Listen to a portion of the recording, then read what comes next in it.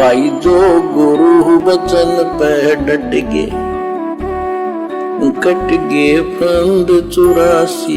यानी परमेश्वर रामपाल जी की 90% संगत, जो संगत सतलोक आश्रमों से जुड़ी हुई है, जो संगत ज्ञान को आधार बनाकर भक्ति मार्ग पर नहीं चलती है, जो संगत महाभारत की गांधारी की तरह जानबूझकर साध संगति के वीडियो देखने के बावजूद भी आंखों पर अज्ञानता की काली पट्टी बांधकर बैठी हुई है, वो संगत साहेब कबीर जी की वाणी, यानी वो संगत तो भगवान मानती है इस डाडी मूछ वाली कबीर जी की काल्पनिक फोटो को कि कबीर भगवान, कबीर भगवान, कबीर भगवान, कबीर भगवान।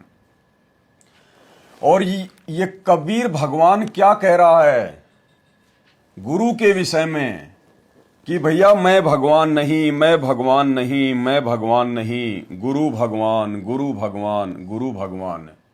क्योंकि संगत जिस कबीर साहिब को भगवान मानती है, वो कबीर साहिब तो गुरु के विषय में महिमा गा रहा है, गुरु की महिमा का बखान कर रहा है।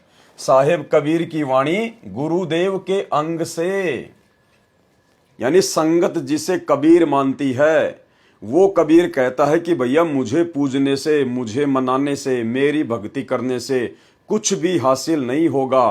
तूने जहां से शुरू किया था उससे नीचे गिरेगा, और यदि तू गुरु को भगवान मानकर भक्ति करेगा तो तू निरंतर भक्ति मार्ग पर आगे बढ़ेगा। अब भाइयों और बहनों, साहिब कबीर की वाणी गुरुदेव के अंग से, तो यहाँ पे कबीर जी ने गुरुदेव के अंग के तहत गुरु की महिमा क्यों की है? भाई कबीर जी तो परमात्मा हैं, भगवान हैं, सारी सृष्टि के रचनहार हैं, वे तो जो चाहे सो कर सकते हैं, कबीर से बड़ा तो सृष्टि में कोई नहीं है। फिर कबीर गुरु को इतना महत्व क्यों दे रहा है? इसलिए दे रहा है क्योंकि वो कबीर परमात्मा जो सतलोक में अव्यक्त रूप में, निर्गुण रूप में बैठकर कर्मा अनुसार पूरी सृष्टि के जीवों का लेखा जोखा रखता है, उनके पाप पुण्य के आधार पर उनको सुख या दुख देता है, वो कबीर परमात्मा स्वयं अपने वास्तविक रूप में धरती पर प्रकट नहीं हो सकता, क्योंकि उस परमात्मा का रूप अनंत है। उस परमेश्वर के एक रोमकूप में, यानी शरीर के एक बाल में 1 करोड़ चंद्रमा और 1 करोड़ सूरज, इससे कहीं ज्यादा रोशनी है। और हम ठहरे 2 कोटि के जीव, हमारी ये चरम दृष्टि एक सूर्य को दिन में 2 बजे नहीं देख सकती। दिन में 2 बजे या 12 बजे जब सूर्य बिल्कुल सीधा आ जाता है सर पर, उस समय हम लोग इस चरम दृष्टि से 5 सेकंड के लिए सूर्य को नहीं देख सकते, यहां के सूर्य को।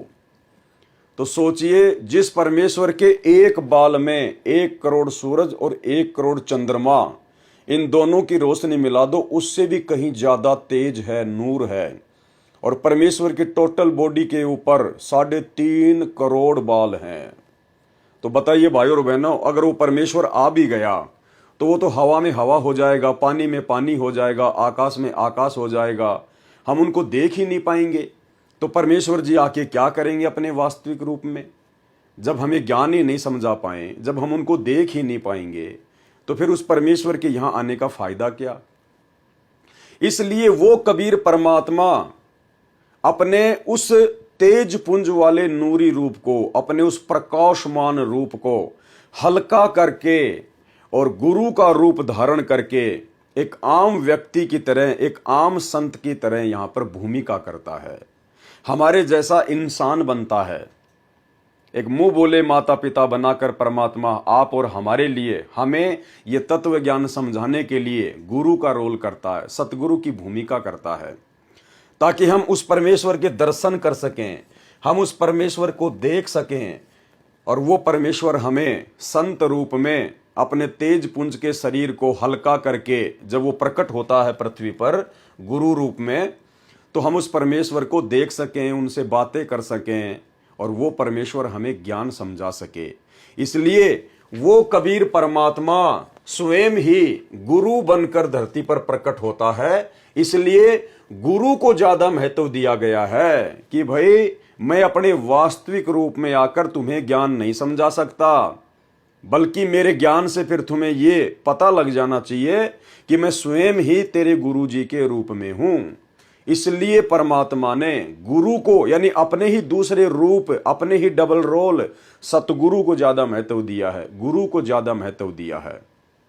भाई और बहनों, हमें कैसे विश्वास हो कि वास्तव में आज धरती पर वो कबीर साहिब स्वयं सतगुरु रामपाल जी हैं, वो कबीर परमात्मा आज धरती पर गुरु की भूमिका में संत रामपाल जी के रूप में प्रकट हैं। हमें कैसे विश्वास हो? तो विश्वास तो भाई और बहनों ज्ञान से होगा। और यदि हमारे पिछले भक्ति संस्कार मजबूत नहीं हैं तो चाहे हम कितना ज्ञान सुन लें हमें विश्वास नहीं हो पाएगा। तो इसके लिए दोनों चीजें चाहिए, पूर्व जन्म के मजबूत भक्ति संस्कार भी चाहिए और परमेश्वर जी के ज्ञान को समझने के लिए उनका भरपूर आशीर्वाद भी चाहिए।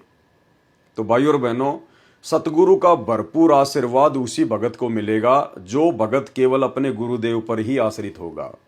जो भगत दोगलापन जाहिर करेगा, जो भगत दो नाव की सवारी करेगा, उसको सतगुरु का आशीर्वाद प्राप्त नहीं होगा, उसकी सूक्ष्म दृष्टि नहीं खुलेगी, वो परमेश्वर के गूढ़ रहस्यों को, गूढ़ वचनों को, गूढ़ वाणियों को नहीं समझ पाएगा। भाई जो गुरु बचन पे डट गए, कट गए फंद 84 के, कट गए फंद 84 के, कट गए फंद 84 के।